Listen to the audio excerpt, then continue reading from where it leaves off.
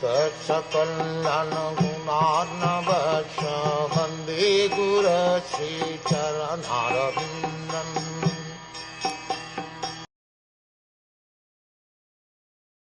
O Emperor, now I am separated from my friend and dearmost well-wisher, the Supreme Personality of Godhead, and therefore my heart appears to be void of everything.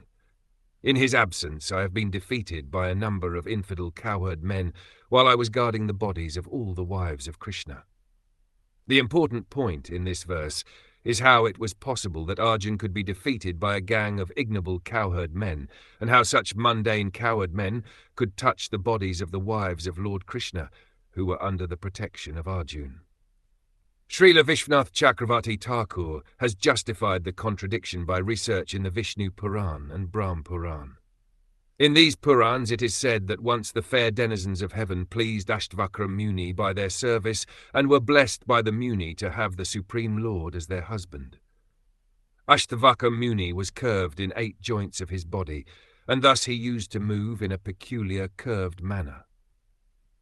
The daughters of the demigods could not check their laughter upon seeing the movements of the Muni, and the Muni, being angry at them, cursed them that they would be kidnapped by rogues, even if they would get the Lord as their husband.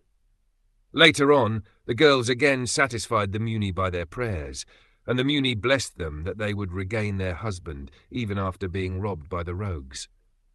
So, in order to keep the words of the great Muni, the Lord himself kidnapped his wives from the protection of Arjun.